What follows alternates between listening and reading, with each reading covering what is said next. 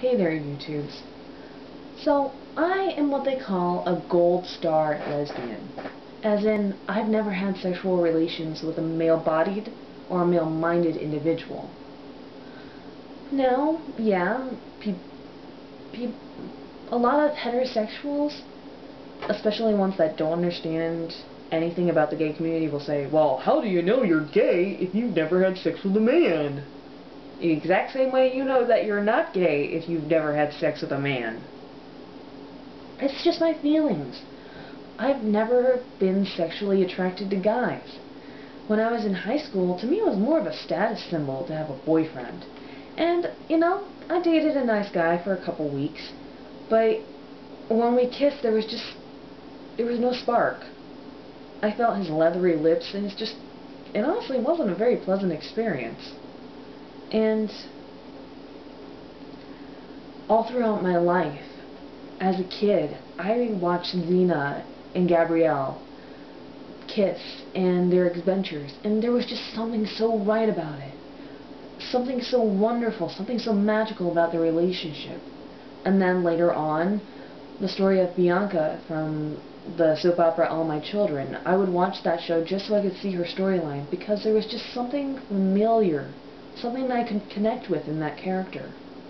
And Willow and Tara on Buffy the Vampire Slayer, there was just something so right, the way that they looked at each other, the way that they held hands, the way that they held each other, the way that they kissed.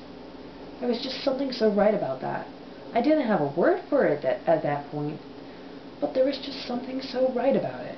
Something felt so perfect when I would watch that. And because I had such strong feelings, I honestly don't think I needed, and I'm glad I didn't, engage in what is commonly thought of as the gay test, or the idea that you ought to have sex with a member of the opposite sex in order to prove that you're gay to somebody, or to prove that you're whatever your sexual orientation is other than heterosexual. Because it's not like it's encouraged in our culture for a heterosexual man to have sexual relations with another man in order to prove that he's a heterosexual. Or the same thing with women. To prove that you're a heterosexual woman, you ought to have sex with a woman? Huh?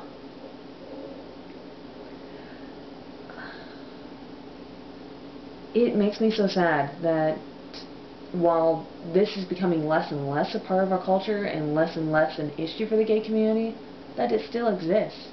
I know of so many lesbian women who had boyfriends and they had sex with them. Some of them, it was a very negative experience. Some of them, they enjoyed it and they thought their boyfriends were nice guys and all, but there was just something missing. So,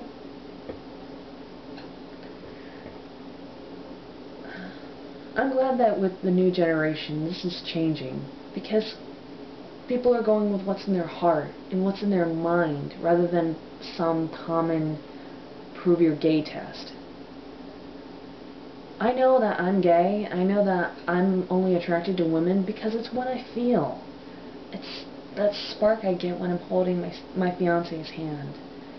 It was just that wonderfulness. When I started dating girls, holding hands, going on dates, kissing, making out, there was just something so right about it. It felt right. It felt good. It wasn't just, oh, well, this is how this individual's lips feel. No, there was a spark. There was that ah-ness to it. And I think that when it comes to sexual orientation and figuring out where you fall, whether you are a Kinsey 1 as in totally straight, or a Kinsey 6 as in totally gay, or somewhere in the middle, it's all about that ah-ness. So,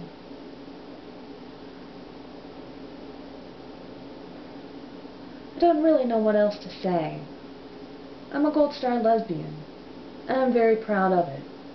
And, well, as far as I can see into the future, I'm going to keep my gold star status, because I'm not attracted to guys.